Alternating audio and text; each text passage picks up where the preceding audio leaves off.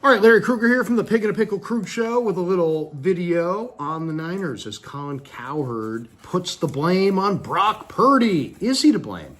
We'll talk about that coming up next for the Niners' slow start. All right, we are brought to you by Pig and a Pickle, the best barbecue in all of Northern California. Check them out. They're in Emeryville. They're in Corte Madera. They're open 7 days a week from 11 a.m. till 8 p.m. or until they run out. Pig and a Pickle, the best barbecue in all of Northern California. And this video is brought to you by Mancini's Sleep World. Mancini's is a proud sponsor of the Krug Show. They offer a 120-night guarantee with a range of brands and price points. With Mancini's, you get free next-day delivery. I am loving my Mancini's bed. It is awesome. Click the link below and go to sleepworld.com. Find a bed that works for you. Whether shopping online or visiting in store, if you're a fan of the Krug Show, just type in Krug10 and you'll get 10% off. Krug 10 and you'll get 10% off. That's Krug10, Krug 10 to get 10% off in store or online at sleepworld.com. All right. Colin Cowherd. Cowherd's really creative. He makes these videos, and sometimes I agree with him, sometimes I don't. And he's got a video out where he kind of tears into Brock Purdy, and he basically says, it's funny. He starts, and Cowherd's so good at this. He cherry picks some stats, and then you'll be like, whoa, and he'll make his argument around these stats. And his argument is that Brock Purdy has regressed to the mean. And it's hilarious when you watch some of the stats that he uses, because some of them are true, but it's like the context is totally lost. Okay, so we'll go through it. He says Purdy has a lower completion percentage than Will Levis.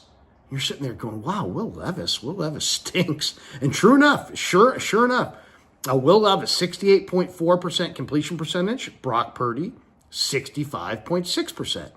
But he leaves off the fact that Levis has also got a better completion percentage than Josh Allen, Justin Herbert, Lamar Jackson, Matthew Stafford, Mr. I just threw for 500 yards the other day, Kirk Cousins, and many, many other good quarterbacks. So I don't know. What are we really saying? I mean, maybe completion percentage doesn't mean that much in the grand scheme of things. Or if it means so much, you may want to throw in that, by the way, Will Levis has a better completion percentage than Josh Allen, because I think you probably think Josh Allen's pretty good. Okay, then he goes on to say, Purdy's touchdowns are lower than Justin Fields. And I'm thinking to myself, really? So I looked that one up. Purdy's got 6 touchdown passes. Fields has 5. Okay, so Purdy has more touchdown passes. I looked up Fields. He's got a couple rushing touchdowns. So technically, I guess he's got 7. Maybe Purdy's got 6. So maybe technically Fields has got 1 more touchdown than Purdy, and that's only if Purdy has no rushing touchdowns. I didn't even look that up. But he also leaves off the fact that Jaden Daniels, who might be the MVP of the league, only has 4 passing touchdowns. No mention of that. We'll leave that out because that doesn't suit our purposes. Then he goes on to say, and his giveaways are double that of Daniel Jones. And I don't know, maybe the numbers I looked up are wrong, but I see Purdy with 4 picks, Jones with 3 picks. Jones has 2 fumbles. Purdy has 4 fumbles. That would give Purdy 8 giveaways, and that means Jones would have 5. 5 times 2 is 10, so that would mean that that's not true. So it sounds good, except it's not true. Unless my numbers are wrong, somebody can correct me if you have the time or inclination. Brock Purdy this year, completion percentage is worse than Will Levis.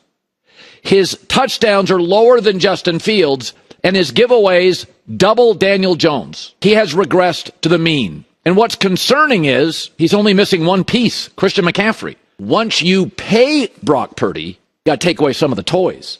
You don't get Debo and Ayuk and Kittle and Trent Williams if you have to pay him $39 million a year or $49 million a year. If you look at the 49ers' offensive splits, first half, second half, quarter splits, here's what's worrying. They are 4th in the NFL offensively in the first half, 22nd in the second half. Now, why would that be? Because the first half is Kyle Shanahan's scripted plays. It's not the coach. When the GPS gets turned off, you still got to get us home. To me, it's just really interesting. So he goes, interestingly enough, he's like, and he does make a really good point. he said, once you pay Brock Purdy, you're not going to be able to have as much talent around Brock Purdy. And there's no doubt about that. And we saw Seattle backslide when Russell Wilson started getting paid. We haven't seen it with Kansas City. They've been able to stay ahead of the curve somehow because Brett Veach has done an amazing job personnel-wise, and they still have Andy Reid and Spags on D and Chris Jones, and Mahomes is that special. Somehow Kansas City's making it work despite the fact they paid him. But most teams pay their quarterback, and the talent level goes down, and some of these guys may have to go. What Colin's not saying to you is that some of these guys who are big-name guys are probably at the end. Juszczyk, probably at the end. Debo, probably close to the end. I mean, I know he's not old, but his days of being a superstar player, probably close to the end. Kittle's 30. 30 in the NFL is getting towards the end. I don't know how many more years he has, but he's closer to the end than he is to the beginning. Trent Williams, definitely right at the end. So I'm just saying a lot of these great players around Brock Purdy are regressing. And I'm not saying that Purdy's not part of the reason for the blame for the Niners' slow start, because he is. But Colin brings up an interesting stat: 4th offensively in the first half, 22nd offensively in the second half. But then he takes that stat and he immediately says, well, in the first half, Kyle's calling the plays and it's his script. And in the second half, you don't have the GPS and you still got to get home. And in other words, he feels like the reason the Niners are successful offensively in the first half, because he loves Shanahan. He would never want to rip Shanahan. So, because he knows ripping Shanahan's a dead end, thing for him. So he's not going to rip Shanahan. So he can't, whatever blame he wants to throw. He wants to talk Niners. He's got to blame their offense, but he can't blame Kyle. So he says, you know what? Kyle's script is the reason they're good in the first half. And Kyle doesn't have a script in the second half, so it's all on Brock. He kind of leaves off the fact that the same guy who calls the plays in the first half, Kyle Shanahan, is the same guy who calls the plays in the second half. It's still Kyle Shanahan. So if you want to say, man, Kyle's great, they're 4th in the first half, then you can't say that Brock's terrible, they're bad in the second half, because Brock's running the plays that Shanahan's calling.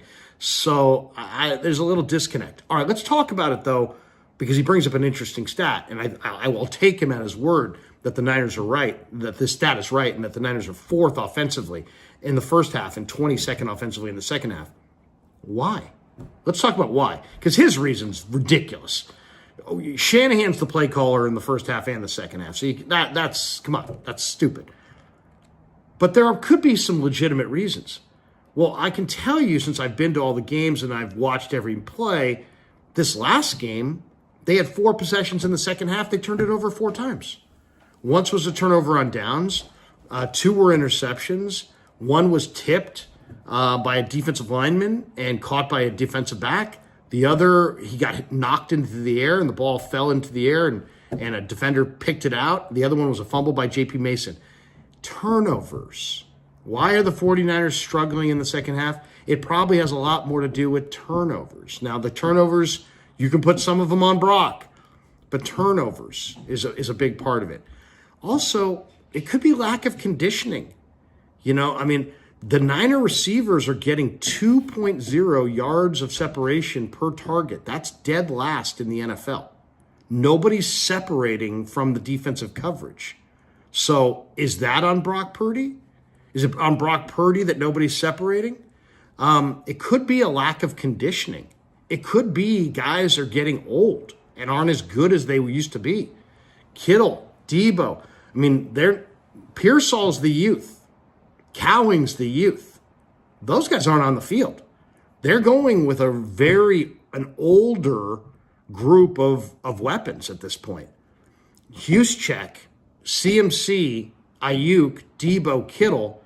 I'd venture a guess to say that's probably the oldest group of offensive weapons of any team in the league.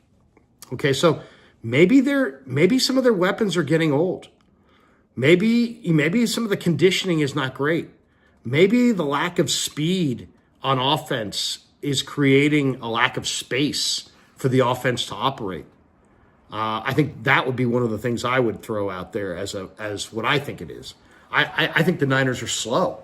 I look at them and I say, if you're a defensive back and you're playing the Niners tomorrow, who are you kept up at night worrying about? Like, oh my God, this guy's going to run by me.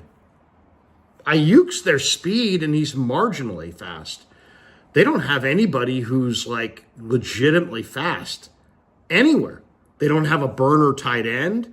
They don't have they have Garendo, but they don't use him in any way that would exploit the defense down the field or put any real pressure on the defense. Even though he was a receiver and he can run incredibly well, you would think that they would get him isolated on somebody down the seam and try to throw the ball to him and put some pressure on the defense. No, has not happened.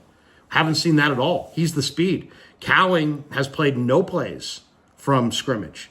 Terrace Marshall runs in the 4.3s. He can't get off the practice squad for redundant Ronnie Bell. So I think it's the lack of speed, the lack of conditioning. Some of their stars are getting old and turnovers. But I mean, if you want to say, hey, it's all on Brock, go for it. I don't see it that way. I don't think it's all on Brock. I think it's partially on Brock, but it's not all on Brock. And to alleviate Shanahan of any blame at all, and to be like, what Shanahan's doing in the first half is awesome, but what Purdy's doing in the second half is terrible.